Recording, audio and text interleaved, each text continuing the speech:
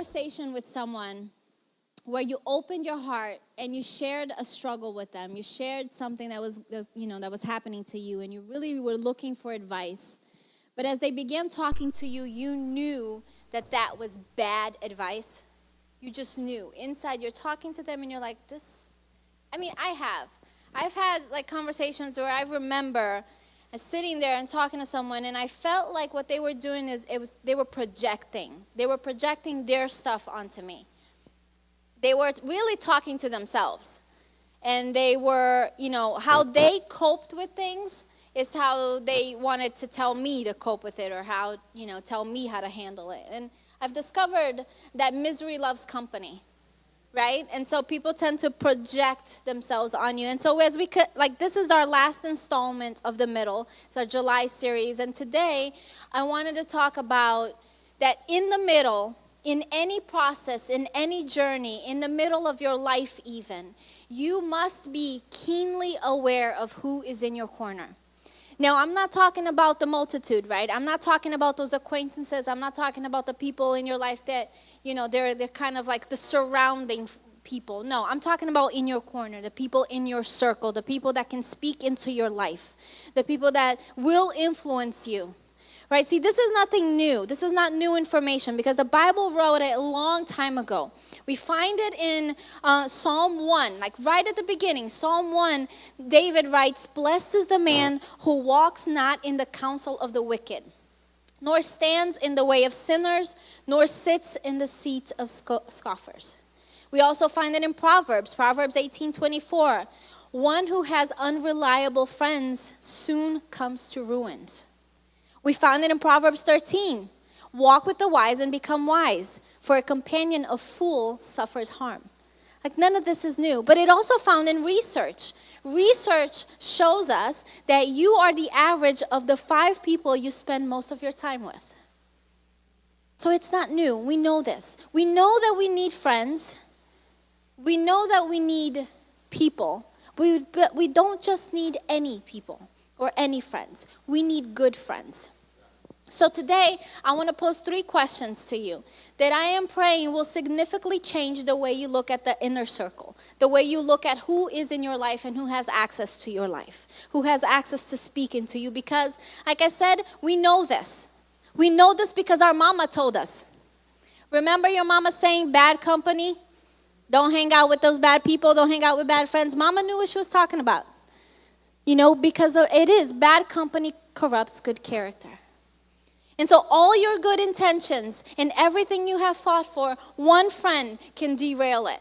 One friend who is able to speak into your life can short circuit what God is doing in your life. They can derail you.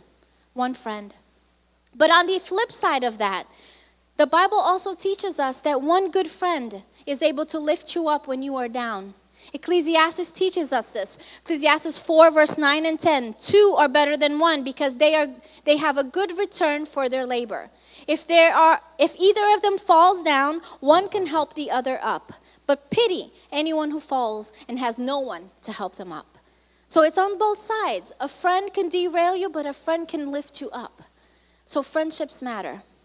So if you're taking notes, if you'd like to take ones, again, I'm going to pose 3 questions. Question number 1 that I want to ask you this morning is, do you have someone in your life that when you are talking with them, most of the time you leave encouraged, uplifted, inspired, or just feeling better about yourself? Do you have someone in your life that speaks, that their voice is a voice of faith, that ignites the flame that is in you, that they're able to see in you what maybe sometimes you can't see for yourself, that are able to call out of you the things that sometimes you feel a little weak in, and you're like, no, but I can do this? Do you have people in your life that are able to see past your mistakes, past your shortcomings? Maybe someone who will listen, not for just what you're saying, but they're listening to your heart. They're looking inside and seeing what God has placed inside of you. There's a brilliant passage in 1 Samuel chapter 18 through chapter 20. And this is where we talk about David. Many of you have heard of David, but at the time, the nation of Israel was being ruled by King Saul. King Saul was the first king of that nation. And he had a son. His name was Jonathan. Now, Jonathan, once David defeated Goliath, this is happening at the same time. So once David defeated Goliath, David became known, right? And Jonathan knew David. He met David. And Jonathan and David became very close friends. Like really close. The Bible tells us that they loved each other as their own soul. Like love your neighbor as yourself kind of deal. They were brothers. They were best friends. They were loyal to one another. They loved each other. But King Saul became very jealous of David and the fame that he got. He was known for being the slayer, right? He was known for defeating armies. And so King Saul became very jealous of David and set out to kill him. Now, Jonathan, not once, but twice, saved David's life. Not once, but twice, he spared David's life. He helped him escape the rage of his father. David and Jonathan had this relationship, this bond that was really, really strong, and they watched out for each other, and they took care of each other. And they made a pact that they would forever be in each other's corner, basically. So Jonathan saw the call of God in David's life. Now, mind you, Jonathan was the next one up in throne. He was the one meant to be the next king. But he saw what God had placed in David's life. He saw what God was doing through David, and he affirmed what God had placed in him. And Jonathan stepped aside, allowing David to become king instead of himself. That's a big deal. He said, no, I see what God is doing in you, and I see that God has called you, and so I'm going to step aside and actually help you become what you're called to become. See, this friendship was not accidental. It was providential, right? This is interesting to me because this friendship impacted their entire lifeline, family line. It impacted their entire family line. We find this later when we find this later in 2 Samuel 9. It says, later when David became king, he asked, is there anyone still left in the house of Saul to whom I can show kindness for Jonathan's sake? See, this kind of friendship impacted the entire family line of Jonathan. Right? Saul, Jonathan, and the kids to come. And they found someone by the name of Mephibosheth. It's interesting. They found him. His name was Mephibosheth. He was lame in both feet. And at the time, you wouldn't bring people that had a handicap to the king's table. But David says in verse 7, for I will surely show you kindness for the sake of your father Jonathan. I will restore to you all the land that belonged to your grandfather Saul. And you will always eat at my table. See, this kind of friendship impacted the family line. Let me ask you, have you ever thought about the friends in your life and how they will impact your family line? We don't think about our children and our children's children, but even our relationships will even impact them. So what am I trying to say here? There are friendships ordained by God for us that will propel us into our destiny. People who will see the call of God in our lives, protect it, pray for it, and help you get there. People who will cover you, who will care for you, right? When you are weak, they will lift you up. People who God strategically placed in your life to help you along the way. Providential, unordinary friendships, right? People who will love you and are willing to leverage their influence, their power, their money for your sake. Unordinary love, because God has called people to impact our lives. And I want to encourage you this morning to maintain those friendships, to realize, to notice those friends, to protect that relationship, to be loyal to it. Because God will use people in our lives. He uses people to get us where we need to be. The second question I want to ask you this morning is, who in your life is the opposite? Most of the time when you're with that person, they suck you dry, right? They're takers. They take away your energy. They take away your spirit. Like you come in happy and all of a sudden you leave like weighted down and sad and it's all about them and it's only about them, right? Or the person that like you leave their company and you just feel like you don't measure up for some reason? You were fine when you got there and all of a sudden you feel less than? See, there's also a story about that in the Bible.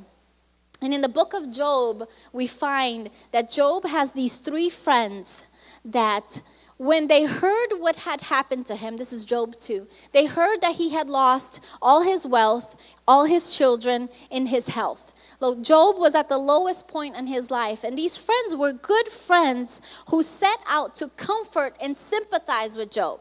They set out to come and be support for him. So they come on over to his house, and the Bible says that they sat with him for 7 days and 7 nights without a single word. I mean, the situation was catastrophic, and they were speechless, right? They came in, they set out with good reasons. And may I point out here that some relationships begin well, but they expire as well. And so the Bible tells us that after they begin talking, after those 7 days, after the conversation, began, that at some point those friends, Job's friends, began to accuse him and blame him for what was happening to him. They begin to say, it is your fault. You have sinned against God. This is your doing. Right? Which in fact wasn't true. We know this from the beginning of the chapter that was not true. But they began. And may I submit to you this morning that the same may be true for you. That some friends begin with good intentions, but they expire.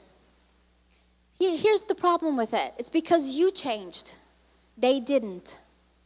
And that becomes, and those friends can become very uncomfortable with the fact that you changed and they didn't. And they want to explain it. And because they cannot always explain it, or they cannot fix it, or they cannot put it in their box, they begin to accuse you. They begin to say, well, you should do it this way, or they begin to project their own things onto you and their emotions and their feelings and make terrible suggestions. Now, I have said this many times, and my encouragement is that you imprint this in your brain. Hurt people will hurt people. Hurt people. Okay? They will project their hurts and pains onto you. Because people who are hurting have a very hard time seeing past themselves. All they can see is themselves. Pain is loud, and it clouds judgment. And pain often becomes a filter by which people see others and how they see the world. Pain becomes a filter, a lens. Or what's worse in this relationship, if you can call it that, it's all about them all the time. Like I said, it leaves you feeling exhausted and empty. And the people around you can cause you to compromise what God has placed inside you. Some of us, may I suggest, are not moving forward because we remain in the company of people who do not believe. They do not believe in what God has placed in you. They do not believe of what God is doing in your life. They do not believe in anything, and their unbelief is rubbing off on you. Right? Jesus talks about this.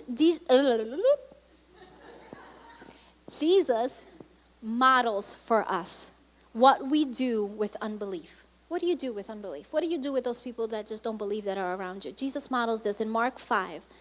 Mark 5, verse 21, we find a synagogue leader by the name of Jairus who comes to Jesus with a little girl who is really sick. And while Jesus is on his way to Jairus' house, another person shows up and tells him that his little girl is dead. So why bother the teacher? And we pick up in verse 35. It says, while Jesus was still speaking, some people came from the house of Jairus, the synagogue leader. Your daughter is dead, they said. Why bother the teacher anymore? Overhearing what they said, Jesus told him, don't be afraid, just believe. He, Jesus here, did not let anyone follow him except Peter, James, and John, the brother of James. When they came to the home of the synagogue leader, Jesus saw a commotion with people crying and wailing loudly. He went in and said to them, why all the commotion and wailing? This child is not dead, but asleep. But they laughed at him. After putting them all out, say all out, he took the child's father and mother and the disciples who were with him and went in where the child was. He took her by the hand and said to her, Talitha cum, which means, little girl, I say to you, get up. Immediately the girl stood up and began to walk around. She was 12 years old. So maybe it is time for you to stop allowing unbelievers to speak into your situation. Maybe your situation does seem dead. Maybe it is dead. Maybe your middle looks more like your end. But I want to tell you something this morning, that when God is in it, it is not the end. It is not over. And there are still things to come, and you have to stand in belief. And I want to encourage you this morning that if there are people in your life looking at your situation and telling you it is dead, you put them out. You put them out like Jesus put those people out. You put them out because you have no space, right? There's no space in your life for unbelief. Let me encourage you this morning. Remove unbelieving people. In the middle, when you're in the middle of your life, you're in the middle of a situation, you're in the middle of a journey, there is no room for unbelief. There is no room for naysayers and doubters and people that will put you down and tell you, I knew you wouldn't measure up to much. There's no room for that. You put them out like Jesus did. And you bring in the people that will speak faith into you. Right? You remove unbelief. And my third question for you this morning is, which friend are you? Ooh, that felt good, didn't it? Are you leaving people better than they were before they met up with you? Are you encouraging them? Are you seeing things in them that they may not see? Do you leave them feeling more confident? Are you lifting their spirits, calling them higher? Are you praying for them? Which friend are you? Are you being a Jonathan who is able to see in people what they can't see sometimes and call it out? Or are you sucking them dry? Are your conversations all about you? Is it all about what you're going through and what you need? What kind of friend are you? Are you being the kind of friend that you want someone to be to you? Friendship is a two-way street. It's a two-way street. And we need to make deposits at the same time as we're making withdrawals. I want to also submit to you this morning that being an enabler is not a good friend. There are people who want others to just be happy with them, that want to make everybody happy, and that want to make everything to be calm, no fight, just peace, right? Peace. In the name of peace, they withhold truth. And I want to tell you that a good friend understands the value of truth in love. A good friend is able to look at you and be honest when you need to hear what you need to hear. Godly friends are willing to confront and discuss. Be honest with their friends. This is not an excuse to be mean. There's no room for being mean. But every good friend knows that truth bathed in love and grace will propel people forward. Okay? A good friend is able to go there. I'm going to give you a very, very simple example. There's a designated driver syndrome, right? I'm not going to drink because I just don't feel like it's good for me. Like, it's not good for me, and I feel like God is calling me to the next level. So I'm not going to drink, but I'll drive for you guys. We'll go out tonight, and I will be the designated driver.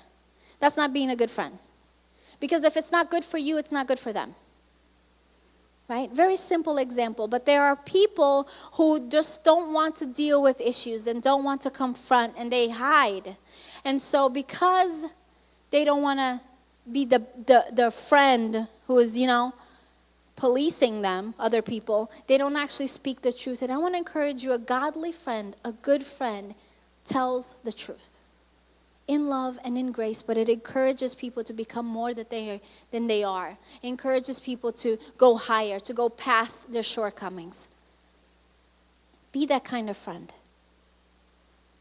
My message is short today. My message is, do you have good people around you? Remove the bad people, the people that are not speaking faith, and be the kind of friend that you need to be. Because when you're in the middle, right? JD spoke in the previous messages that when you're in the middle, you pray and you work. If you didn't catch the messages prior, I encourage you to go back. When you're in the middle, you need to pray and work. When you're in the middle, you stand, you remain, you cling to the mission. Right? Through the ups and downs, you cling to the mission. When you're in the middle, you fix your eyes on Jesus, because everything else is a distraction. You fix your eyes on Jesus. But when you're in the middle, you make sure the right people are in your corner, because the wrong people will take you down. I'm going to ask you to stand for me.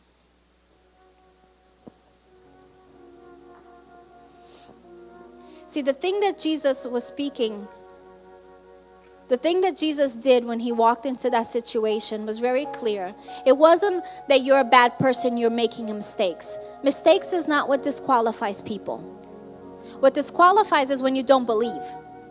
It's belief is the main point. Belief is the thing that will disqualify or disqualify you. Because if you don't believe that he is, if you don't believe that God can, if you don't believe that God is for you, then there's nowhere to work from, basically, right? Belief is what qualifies it. And I really felt in my heart that what we needed to pray for today is unbelief. That God would remove from us unbelief. That we would be the kind of people that walk around believing against all odds. Believing when we see it and believing when we don't see it. That we would believe what God said he was going to do before we saw it come to pass. That we would be people of belief. And I know what it's like to be in situations where like it looks dark and I don't see anything. And I really have to just dig my heels and pray, God, help me in my unbelief.